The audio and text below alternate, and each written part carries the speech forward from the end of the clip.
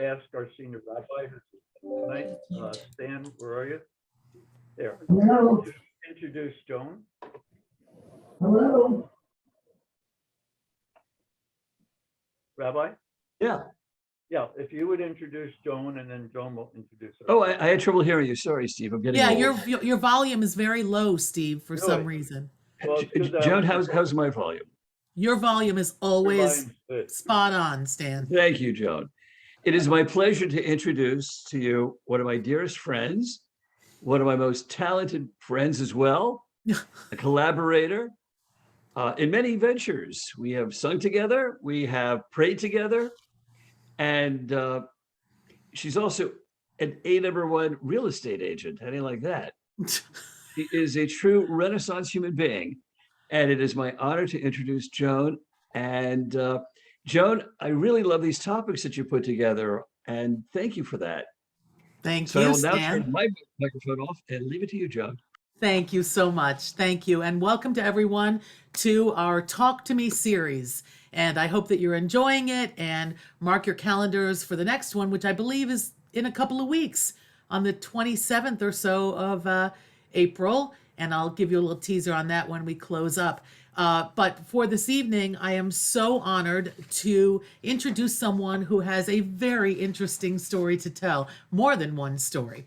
So David Nadolski is the author of The Con and the FBI Agent, An Unlikely Alliance. Nadolski's book is a true crime story about an FBI informant and his FBI handler as they work to infiltrate and gather evidence against a violent group of armored car robbers attempting to conduct the largest heist in Boston history. Nadolski joined the FBI in '83. He retired in 2004. During his career, he served in the Detroit Division, the Atlanta Division, the New York Division, and the Boston Division. Throughout his years, he investigated cases involving civil rights violations, fraud against the government, foreign counterintelligence activity, public corruption, violent crimes, criminal gangs, and served as a member of the Boston Evidence Response Team. Please join me in welcoming David. Thank you so much for being here today. And we need to unmute David as I start interviewing him. So while they're unmuting you, Spencer, can you do that? Or Unfortunately, maybe- there we go. he's going to Got have it. to. You Am got I it. unmuted now? Yes, you're unmuted. I forgot that you have to do that yourself. So, David, I have a lot of questions, but I want to have you talk first about one of the cases that you were involved in. You were investigating theft of 4 manuscripts that belonged to the John Quincy Adams Library, and you got this unlikely call from a guy that was in prison. Is that right? That's correct, yes. Can you jump off from there and explain yeah. it? Sure. This is I my feel like starting this is going to point. be a movie, so get out your popcorn, everybody. This is my starting point for the big case that I worked, and this is where I met the con. I got this particular case. John Quincy Adams Library is no longer privately owned. It's owned by the Park Service. Therefore, it's a federal property, and so any serious crime committed there is investigated by the FBI. And so I was called one evening in I think it was 1991 when I was told that there was a burglary on the premises. When I got there, I found there was I'd never even been to this place, but I found they had a large house on the property, and they also had a standalone building that was 2 stories tall, and it was made of stone, and it was called the Stone Library. That's where John Quincy Adams, he built that, and he kept his library. He built his library and kept all his books in there. The Park Service allowed people to come in and view the library, and on a table they had more of the more interesting and rare manuscripts displayed. And somebody had, after closing, had cut a hole in the wooden door leading into the library, had crawled under an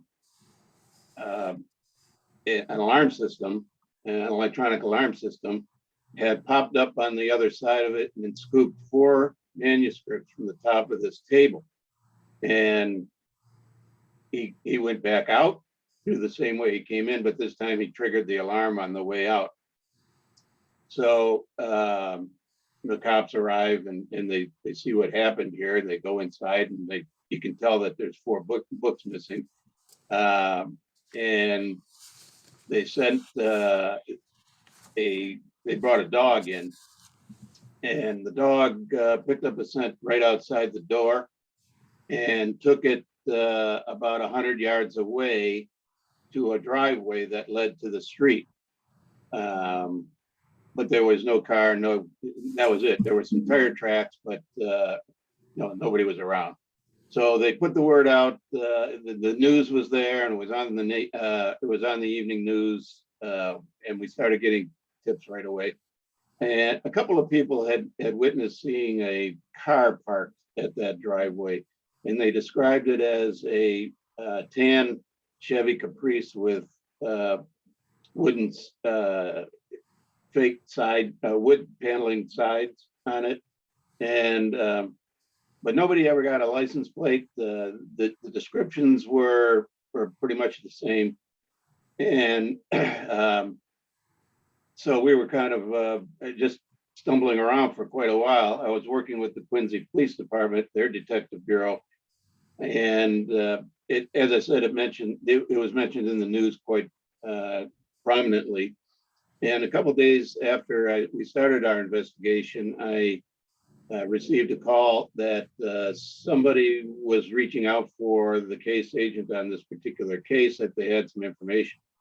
So I called the office and found out that somebody from Concord Prison was actually looking to talk to the investigators on this case. Concord Prison is located across the street from the State Police Barracks in Concord, Massachusetts. And I called the barracks, and I said, I'm responding to a call. Somebody from the prison got in touch with us about a tip on this case. And the trooper on duty said, yeah, we know who that is. In fact, we have him here upstairs in our meeting room, and he's a trustee. He comes over here and he works on our cars. He's a mechanic. He thinks he knows who did it. And I said, well, great. Can you keep him there until we get there? They said, sure, no problem. So I grabbed one of the detectives, and Tom Healy from the Quincy Police Department. We made it right over to Concord Prison quickly, or the police barracks actually. Went in, introduced ourselves, and we're led upstairs to interview room. We walked in the room had nothing but one chair and a table. 3 chairs. 2 were empty. One had a body in it. It was a really skinny guy dressed in prison dungarees. Prisoners all wear blue jeans, and that's why if you go visit in prison, you can't wear blue jeans, because they might mistake you for a prisoner. But he was sitting there. He had short sleeve shirt on, and he was, like I said, he was skinny. He had a hawk nose. He was had tattoos all up and down his arms, and this was before tattoos were popular, and I could identify them as prison tattoos. So I was pretty sure this guy had been around the system a little bit. I walked in, and he was sitting in the chair and just kind of looking up at the ceiling. He wasn't making eye contact with us. So I walked in, and we sat down in 2 chairs facing him, and I said, hey, hi, my name's Dave Nadolski. I'm an FBI agent, and this guy here is a Quincy Police detective. And we understand that you have some information concerning the robbery at the library, John Quincy Adams Library. And he says, yeah, I think I do. I think I know who did it. And then he crossed his arms again, and he was looking up at the at the ceiling. And so I look over at the detective like, what's going on with this guy? Right. And the detective shrugs his shoulders. And I said, well, now your name's Anthony, right? He goes, yeah, my name's Anthony, but you're not my dad, so just call me Tony. I said, okay. Are you have something to tell us, or is this a bad time and maybe we should come back? And he's still looking up at the ceiling and he goes, no, that's all right, I'll talk to you. And I said, well, what was the hesitation? He says, well, I was just waiting to see if you were an asshole. Okay. I said, I hope I'm not. And he said, no, I don't think you are. He says, I don't like cops, but the guy I'm going to talk about, I like a lot less. So he said, I was in prison with a guy by the name of Kevin Gilday. And he said, Kevin is a burglar by trade. I also knew him from high school. We were both in Quincy High. We lived in Quincy. We attended Quincy High School. He said, and I said, well, what were you in prison for? And he says, armed robbery. He says, but it was with a squirt gun. And he said, look, I'm not a criminal. He said, I've never hurt anybody. I've never shot anybody. I've never even been in a fight, but I got a drug habit. And when that gets a hold of me, I would start doing robberies with a squirt gun, painted to look like a real gun. And I said, well, okay, I'm glad you're not a violent guy. I applaud you for that. And I said, so what's going on with him? And he says, well, Kevin and I, as I said, we go back a long way. We've been in and out of different prisons together. And he's always mentioned that if he ever needed to get out of a jam, a legal problem, he was going to steal something of value, but not necessarily something that could be fenced. And that's exactly what these books were. They were valuable, but you couldn't fence them. You couldn't sell them. Nobody would buy them. And I said, well, okay. I mean, do you think if Kevin did it, is he in some kind of legal trouble perhaps right now? And he said, I haven't seen him in a while, but if he did that, which I'm sure he did, he's got to have something he needs to get out of. And he's going to hold these books as ransom. He'll reach out to you eventually. I said, well, thank you, Tony. This information is great. And it's the best lead we've had. But let me ask you something. If I need to get in touch with you again, how do I do that? He goes, well, you don't call the prison. He says, you call my ex-wife, Lorraine. And he gave me her number. He said, you talk to Lorraine. Lorraine will get in touch with me and then we can hook up on the phone. I said, okay, great. Thank you. I'll let you know how this goes. So we get out and the detective and I are talking about this and we're heading back to the city. And he gets a beep on his beeper. So he says, oh, hey, we got to go back. I got to go back and make a phone call from the barracks. So we did. And he comes back to the car. He goes, you're not going to believe this. He says, that was a call from a defense attorney. And his name is Jubinville. And Jubinville is a well-known defense attorney. And he says he can help us with he has a client who can help us with the recovery of the books, but the client needs some help in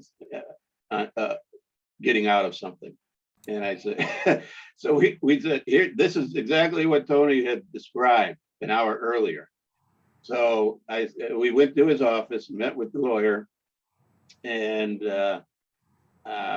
sat down and says, okay, tell me whatever you can tell me about this guy. He goes, well, I said, first off, what's his name? And he goes, oh, no, I can't give you his name. It's not until we have a deal. This is what I can tell you. I can tell you he knows where these books are. I can also tell you he didn't steal them. But he also has a legal problem it's a federal legal problem. He was caught on a gun violation when he was on parole, and he violated his parole, and he was arrested and, or he's going to be arrested if he gets caught, and he is on the run right now. So if we have a deal, I think I can get the books back for you. And I said, well, just go ahead and tell Kevin Gilday that we don't need your help and we're going to find him, because that's what we do. He goes, how'd you know his name? I said, now that's my secret. So, so long story short, Kevin Gilday became somebody that a real person of interest. We found out where he was and found him and arrested him. Yeah. And he, when we brought him in, he was, I had taken all the stuff out of his pockets. I was looking through his wallet, and he was just sitting there and in the interview room with me. And I see an identification card in somebody else's name other than his, driver's license in somebody else's name, a gym membership in somebody else's name. And the weirdest thing was I said, Kevin, why do you have these identities, 2 identities? And he wouldn't say anything. And then I said, I looked at the gym membership, and it was for a gym in New Hampshire. So I looked on the other side, and there were 4 numbers written one right after the other. And that seemed odd to me. And I said, Kevin, do you work out? And he goes, oh, yeah, I sure do. But there was all these other pieces of identification in his true name from gambling casinos. And so the only true identity he had really fit him and his personality. These other identities in a different name really didn't. So I said, well, okay, you're going to be locked up for a while, and we're going to be looking into this. So he was, and I, like I said, I was looking at this thing with the numbers, and I sat down with the detective and I said, what do you think these numbers might be on the back of this card? And one of them looks at it and says, to me, it looks like a locker, padlock locker, what do you call it? The numbers to open up a padlock. And I thought, well, yeah, they're all 2 numbers, like 10, 12, 18, and 11. That could very well be that. And then I thought, well, and it's on the back of this card that's for a gym. So I decided to go visit the gym. I walked in and I got the manager and said, hey, do you have this guy here? And I showed him the ID card. Is he a frequent flyer here? Does he work out here? And he looked at the card and he said, well, this is a gym card, membership card, but no, we don't recall ever seeing this guy, and we don't know who he is.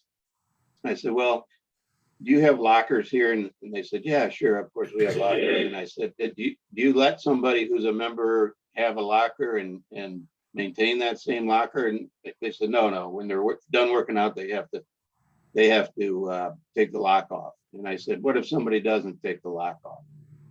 And they said, well, we cut it off. And I said, what do you do with the stuff in the locker? And I said, he said, well, we just put it over there in the lost and found.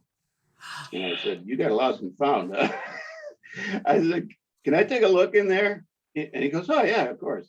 So I walk over, open the door, turn the light on. Here's all this gym stuff, and like you would expect to see.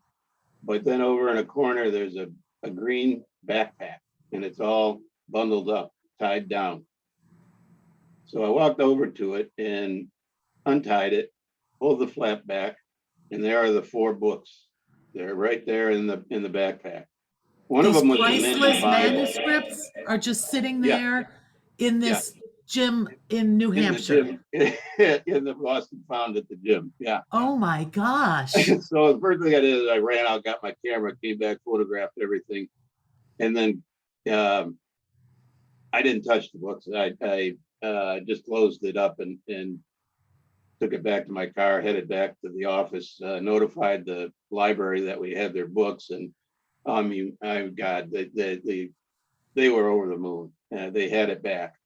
And when they pulled them out, they have to do it with the gloves and the whole bit. It's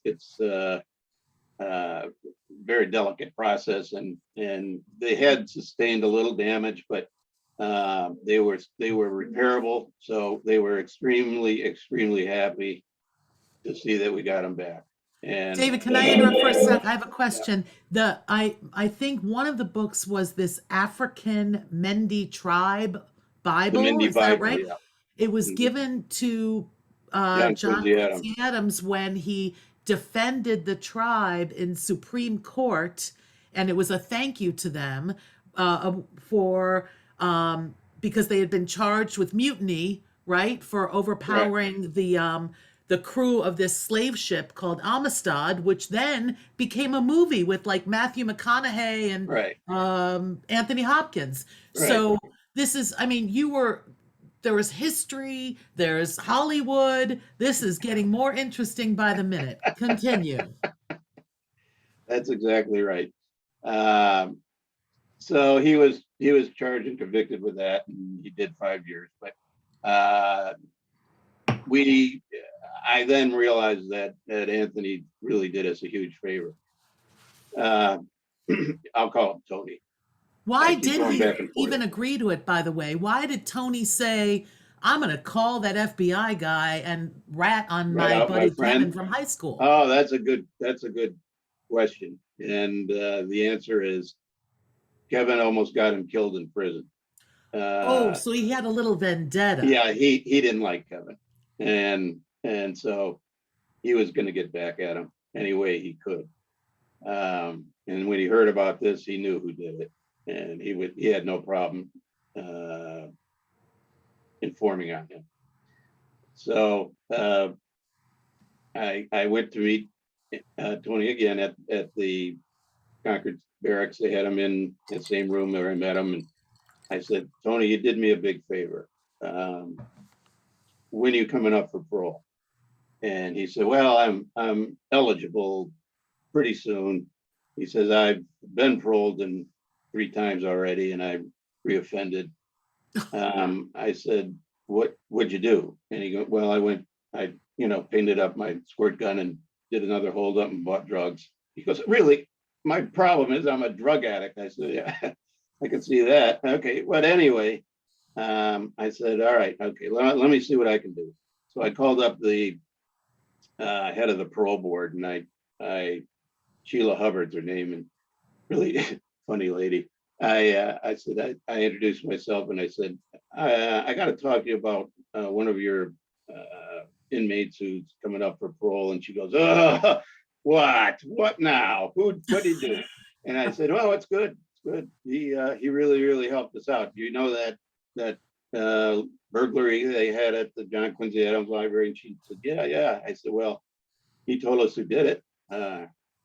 He was right, and we got the books back. And she said, no kidding, he did that? And I said, yeah, he did that. What's he want for it? He said, well, he didn't ask for anything.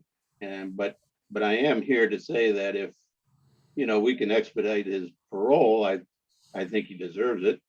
And she said, yeah, I get you. And so she got him out early, and he was put into a halfway house, which is when you go from prison behind the walls to the halfway house, it's, you're still considered a convict, and only you're not in the prison. You're in a house with other residents, other convicts, and you're allowed to leave. In fact, you have to go and find yourself a job.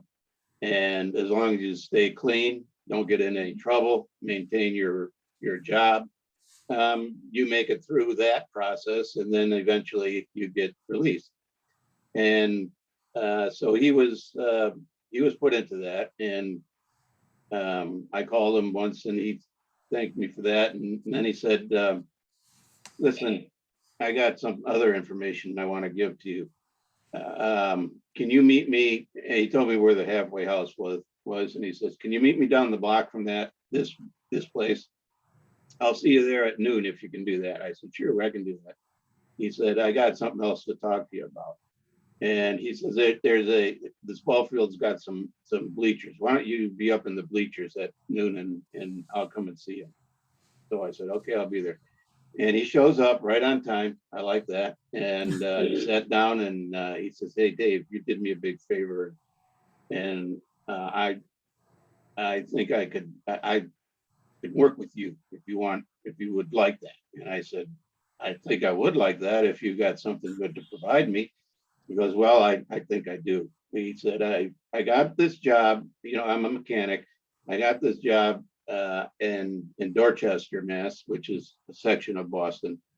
And it's at a place called TRC Auto Electric. And I do mechanic work on cars. The guy who's managing it is an old prison buddy of mine by the name of Carmelo Merlino. He says, Merlino is bad. Merlino is a dangerous man. And he's got a crew. And when he's not in prison, he's thinking about committing crimes. And his favorite crimes are armored cars. He's also spent a lot of time in prison for drugs. He was in his 50s, and when I looked him up, I thought, when's this guy going to quit? I mean, this is a young man's job, being a criminal, not an old guy. So, but anyway, he says he's got something up his sleeve right now. And I said, what is that? He says he thinks that if there's some way possible of getting co-opting a guard in the Loomis Fargo vault facility in Easton, Massachusetts, he wants to hit that place. And the plan would be to get a guard on the inside to agree to give the place up. It's not like they would come in storming in, shooting and causing mayhem, but if he thought he could get somebody on the inside and get that person interested in involving himself in the robbery of the place, they could go in there and really score a big one. And he was right, it would be a big one because they kept about $100 million in there. So, and this was the money, the money that the trucks would drop off and pick up. And at the end of the day, they had to put it all in a vault. So there's a couple of vaults located around the city of Boston. This was the one in the most rural area south of Boston. So I think that's what attracted Mello to look at it for this type of crime. And I said, well, thanks, Tony. I really appreciate that. And I was wondering if you would keep me informed now. And how does he talk about this? I mean,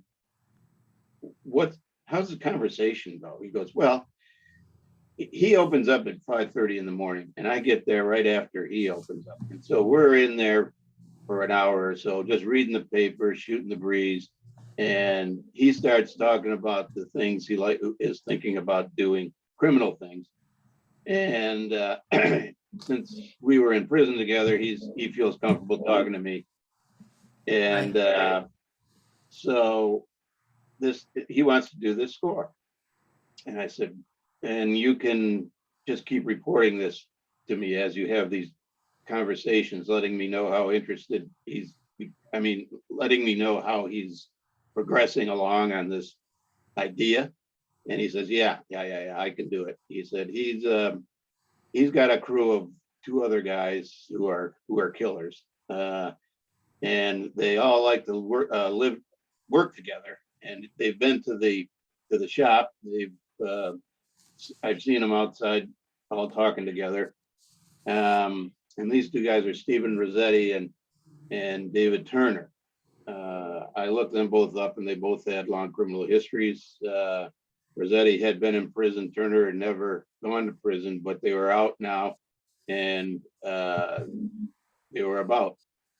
So one thing led to another. I met Tony regularly and I gave him a few tests to make sure he was reliable. For example, in one instance, I said, Tony, I want to meet you at the subway station located in downtown Boston. I want you to get off the train that arrives there at 6:15 p.m. And I want you to do this afternoon when you come home from work. And then I'm going to be standing on right outside where the train lets off. I'll be standing there. And I want you to walk past me, go upstairs, take the stairs up towards the street. And then I want you to stop halfway and then turn around and walk back down. And if you see, and I said, if you see me looking at you, I want you to come up and talk to me.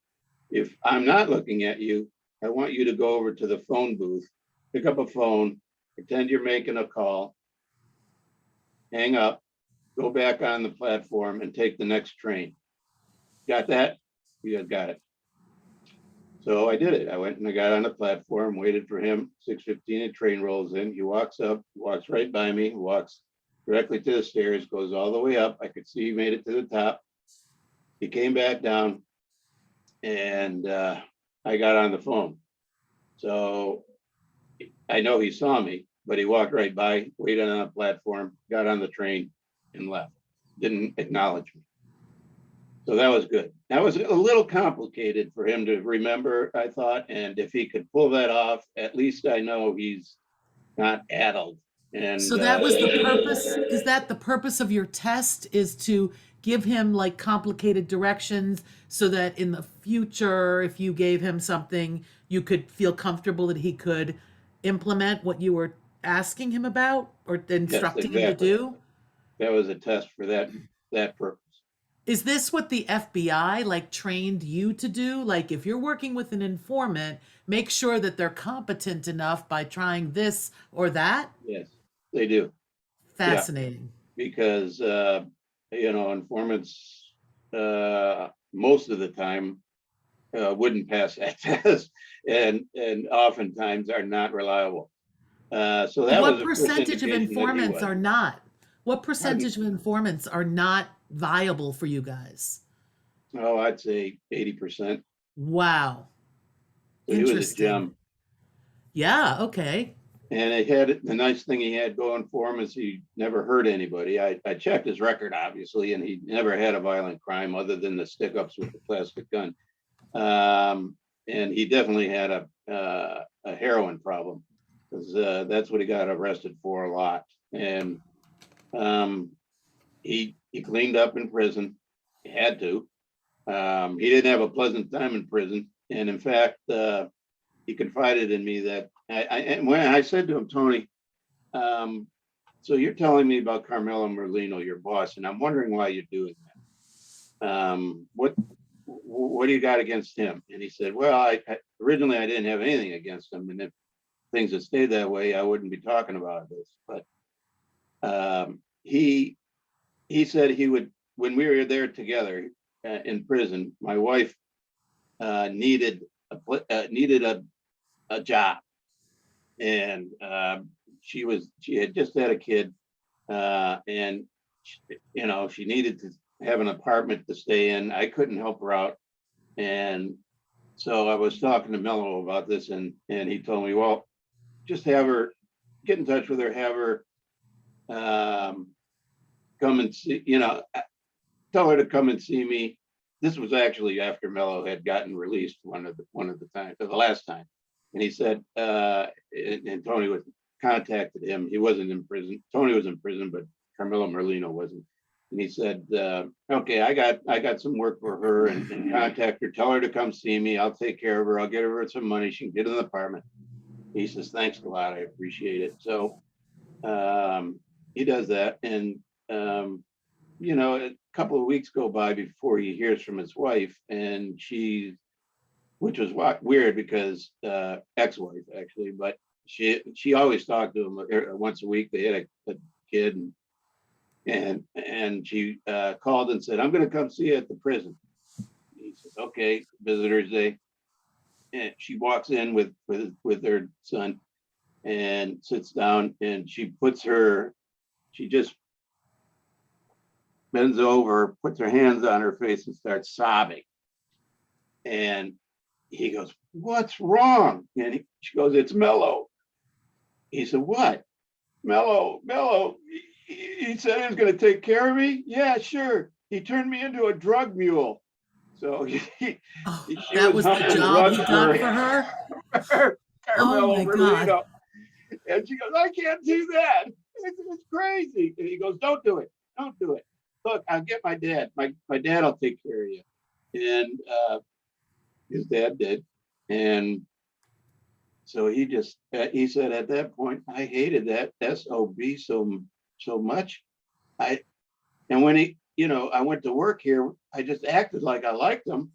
And I'm still acting like I like him, but I'd like to shoot him. And when he told me about this crime he wants to do, the first call I made was to you, me. And so, I said, well, thank you. I mean, this is going well for me. Yeah, thanks, Carmelo. Yeah. So that's how your original question was about the burglary, and that's how that figured into this.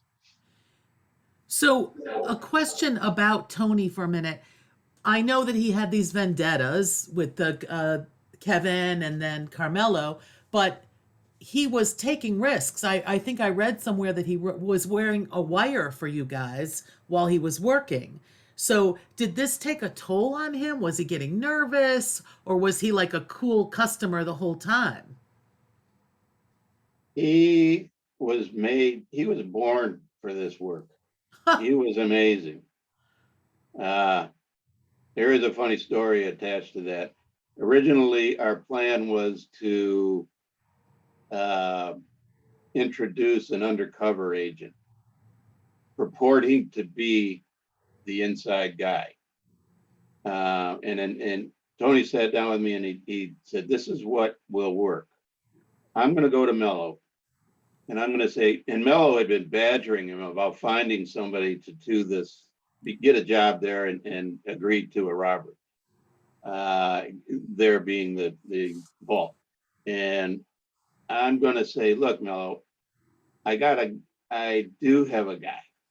And he's the guy who used to drive for me when I was doing holdups.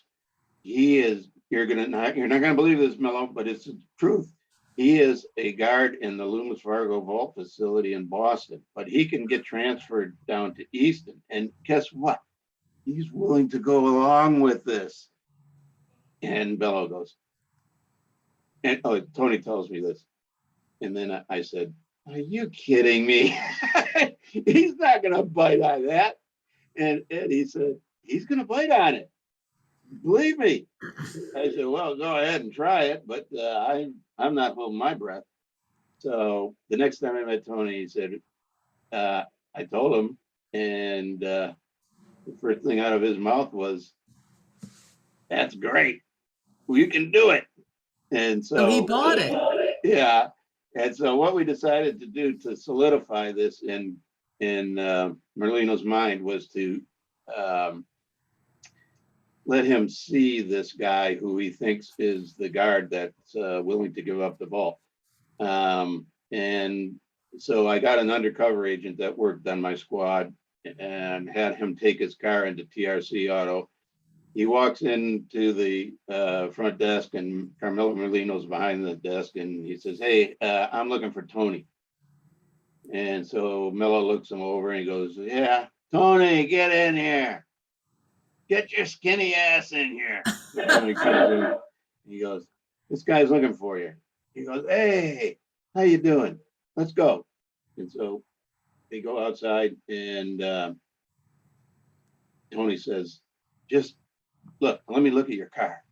And they put the hood up on the car and Dave is standing there looking at under the hood at the car, and Mello comes out and he kind of just walks over and looks him over and walks back in. And so Tony slams the hood on his car and he goes, you're all set. And Dave drove away. He goes, who is that guy? He goes, that's a friend of mine. He was a guy that used to drive for me when I was doing holdups. He goes, what? Yeah, he was. Guess where he works now, Tony? Mello. He goes, what? I don't know. He works for Loomis. What? Yeah, he works for Loomis, and he can get a job in the Easton Vault. And guess what? He's got it in him to help us pull off the robbery. And Mello goes, "You gotta be shitting me." He goes, "This is fantastic." He says, "This is wonderful." He goes, "But I'm telling you what, he's your guy. I'm never meeting him." See, because the original plan was to have the wire put on to the undercover agent if he was accepted into the gang, and have him do all the recording. He says, "I'm never seeing him again." That's what Mello said. "I'm not seeing him. Don't ever bring him around. You got to be the guy that talks to him, and I'm the guy that talks to you. So I'm never going to talk to this guy." And so afterwards, after this conversation, I met with him and I said, "Well, you know what that means now, right? I mean, we can't use Dave as an undercover. We can't use Dave to wear a wire. He wants nothing to do with Dave. He only wants you. So, I mean, if we're going to do this case now, you've got to wear a wire." And I said, "But I'll give you time to think about this. Don't make a decision now." So I gave him a week, and he came back after that, and he had been on a cruise with his brother, and he and his girlfriend had been on a cruise with his brother and his sister-in-law, and they didn't have a very good time. They were yelling at each other, and but when he got home, he says, I gave it thought." He goes, "I'll do it. I'll wear the wire. I'll make the recordings." So that's where we went right from there. Unbelievable. When I mean, the gang was ultimately found arrested or something. I don't know what the legal term is, right? The gang. What happened to the gang after he wore the wire?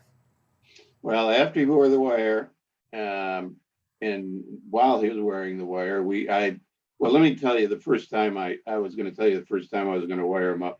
I told him to meet me at 4:30 in the morning at a desolate park near where TRC Auto Electric is located.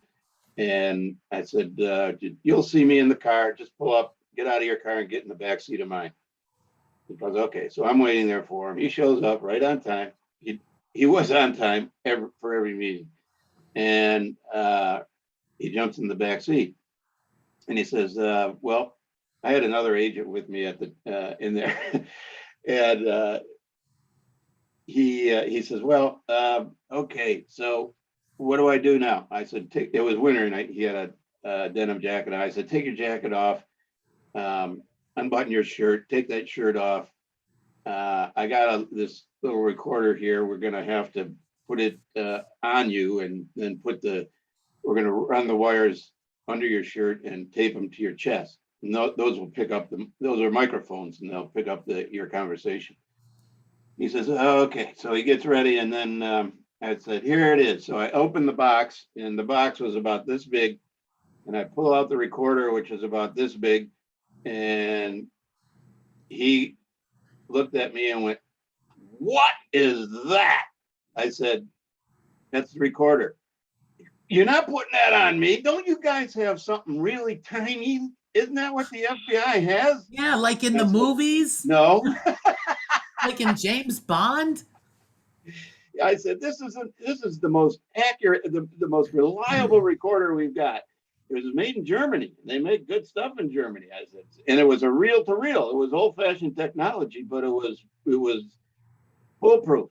I said, "Look all we're going to do is put this in a belly band. I'm going to put the straps over. I'm going to strap the microphones on your chest. You're going to put your shirt on."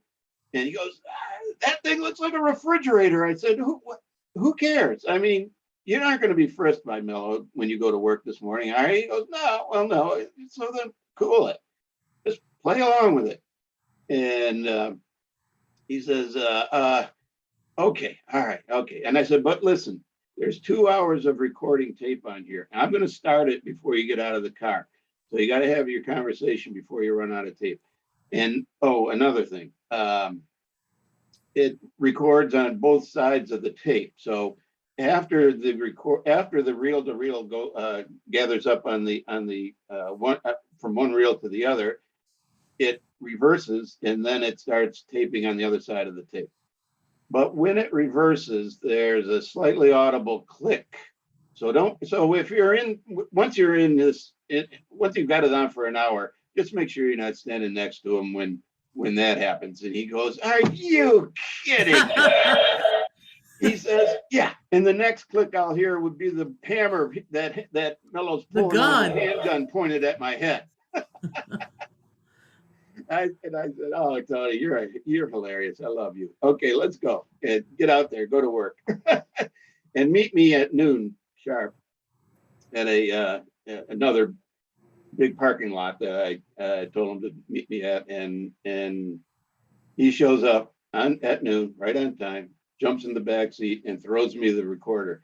I said, "Tony, you weren't supposed to take that off." He goes, "I had to. It was burning a hole in my back. I went in the bathroom. I took it off. I put it under my clothes. I took it to my car. I hid it under the seat. It's fine." I said, "Okay, great. I'm gonna take it and we're gonna listen to the tape and see how things went." Oh, yeah. I said, "How do you think they went?" And he says, "You're gonna listen to it and you're gonna love it. Don't worry." And then he got out of the car and drove away. So I did, and I listened to it, and it was beautiful. Tony walked in and said, "Hey, you know that guy you met the other day? Well, he's on. He's going to go. He's going to do it. He's going to help us with the robbery." And that's when Mello said, "Okay, well, that's great. I can't believe you got it done, but I'm really glad. But he's never going to talk to me. He's never going to talk to my guys. He's only going to talk to you. You talk to him. So there can be no connection between me and that guy, because Except the recording that we're making right now.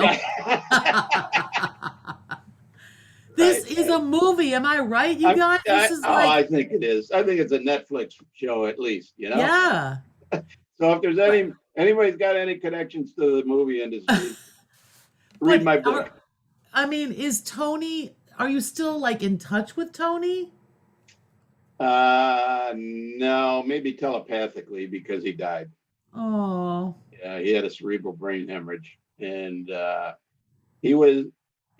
his recovery was after all was said and done, I go into what happened, and he crashed, and then I had to keep him upright for trial, and trial wasn't for a year, and I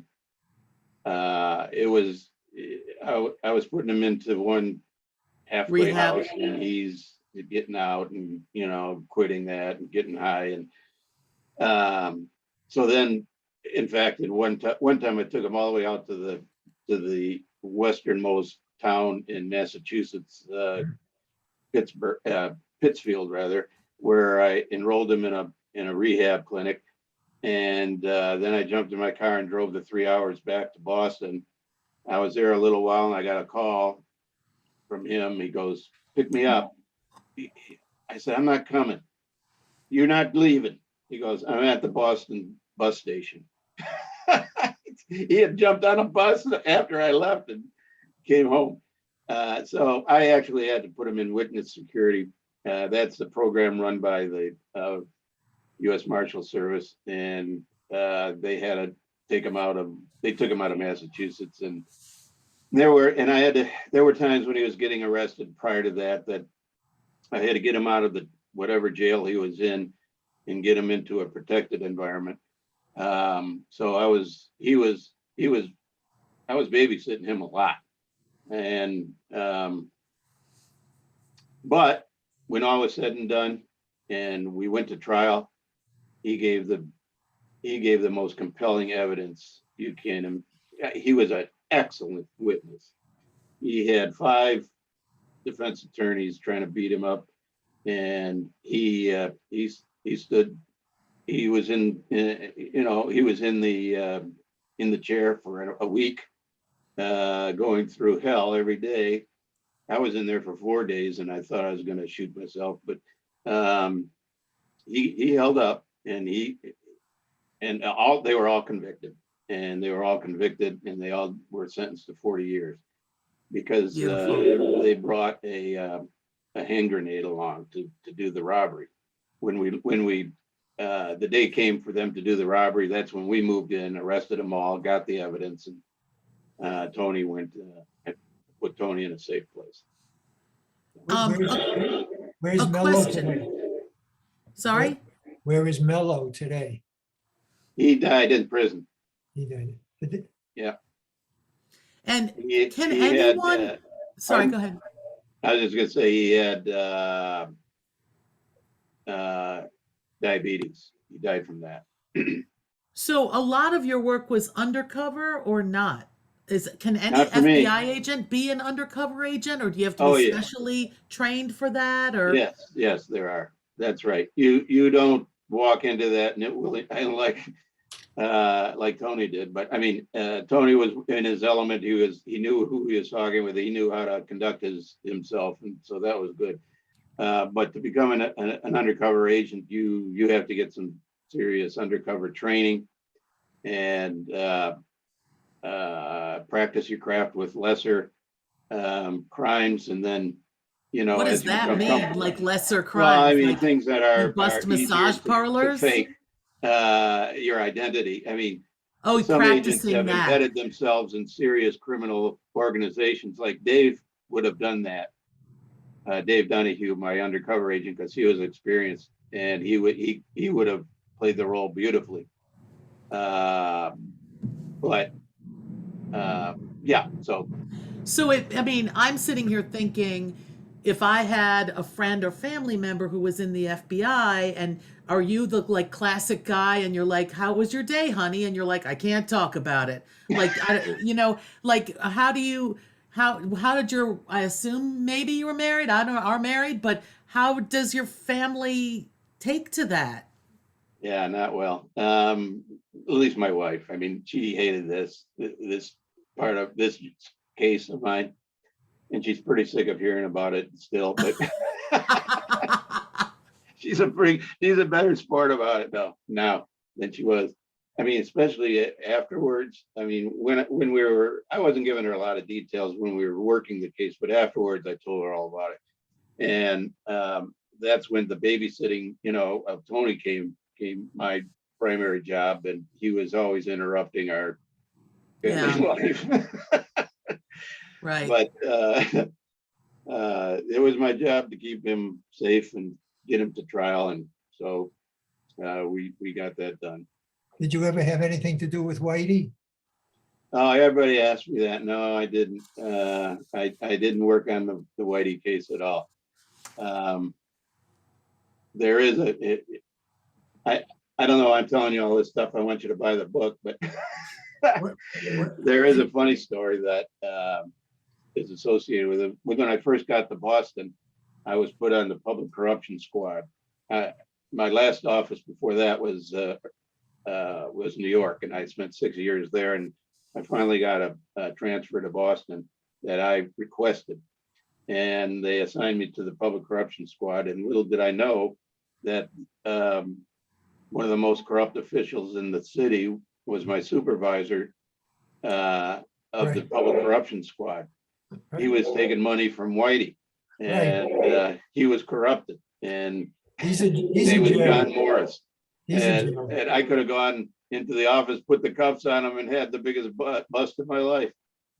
So that was pretty discouraging. I mean, that put the whole Boston office in the dumper. I mean, because that guy who took money, my supervisor, and Whitey's handler, they were the state police had a great wiretap going on Whitey, and they sabotaged that. They protected Whitey. Right. And they were criminals. And well, they both went to prison. Well, actually, my supervisor didn't. He was able to work out a deal where he totally confessed everything and didn't go to prison. But John Connolly, the agent who ran Whitey, I think was just recently released from prison.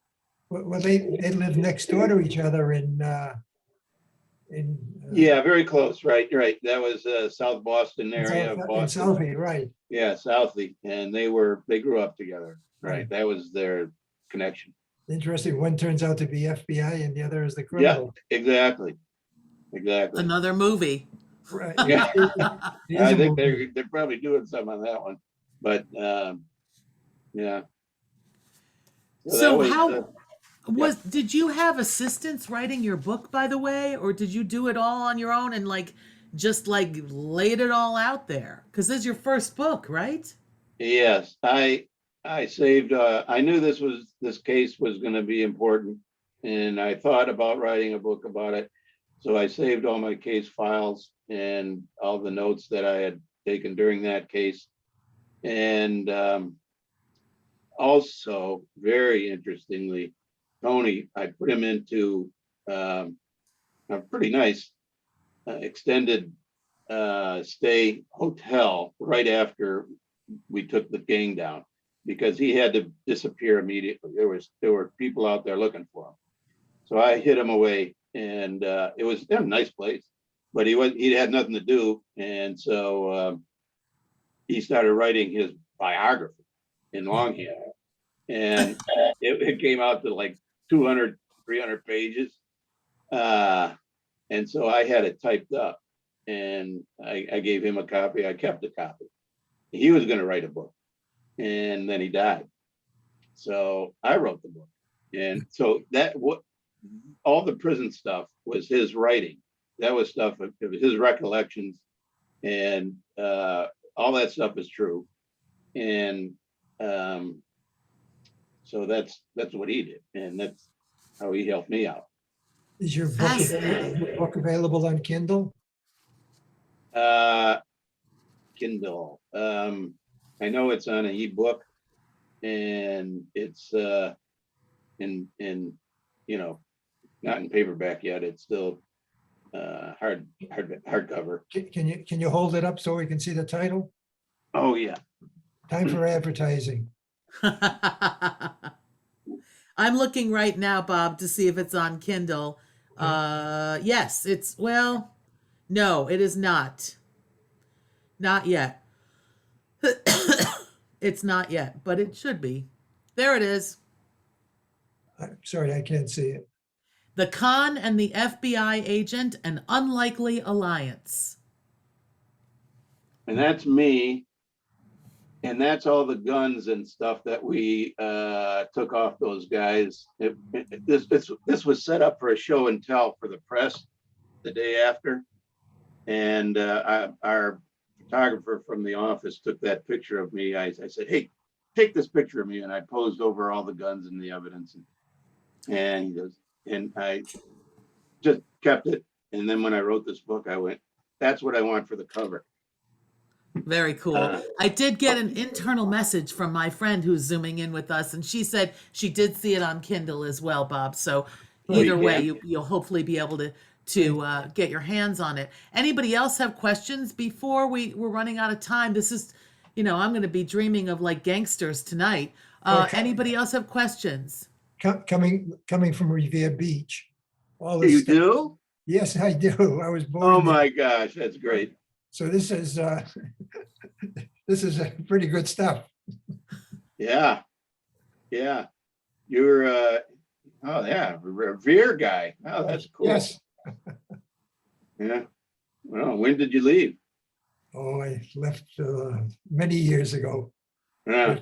50, but That's like me in Detroit. I grew up there, but I left many years ago. Anyone else have a question? My other question is, did you ever fear for your life? Did you ever think like, why did I pick this career and I should have done something else because this is too dangerous? Or do you live for danger?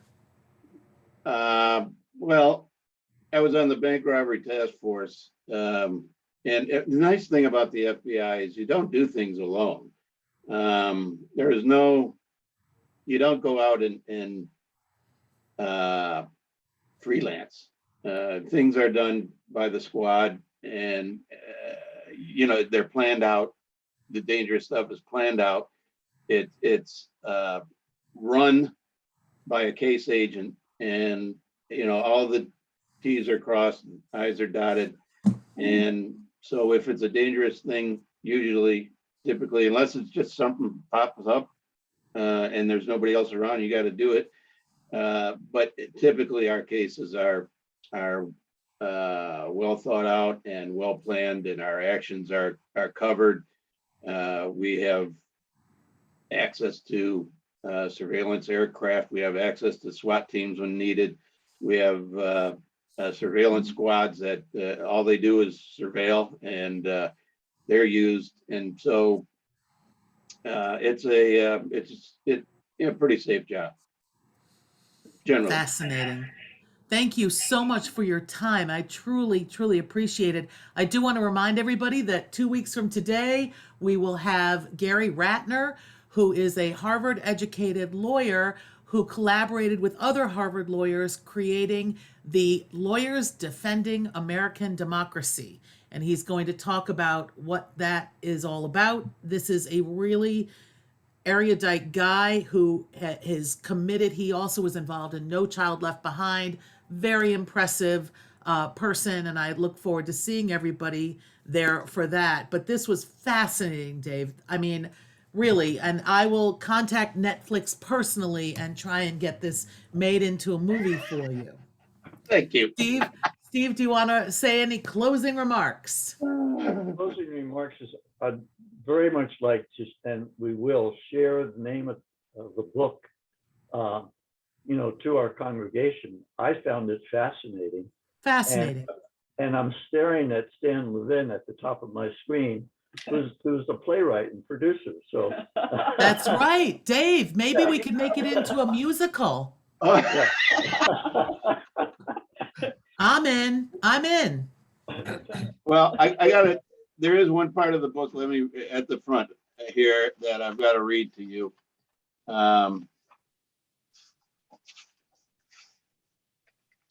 It's a disclaimer. The opinions expressed in this book are those of the author and not that of the FBI. Though the FBI had to read the entire book and approve of it.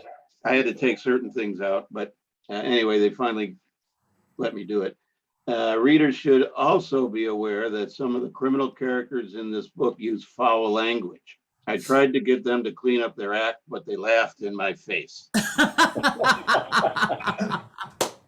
And with that, thank you so much, Dave, for being with You're us welcome. this evening. Thank you for having me. Thanks, Thank everybody, for coming, and we'll see you in 2 weeks. Yeah. and- Joan, and thanks I for putting tell this together. Thank you. Thank you. That was my pleasure. I really appreciate it. Buy his book and stay tuned for the musical. them-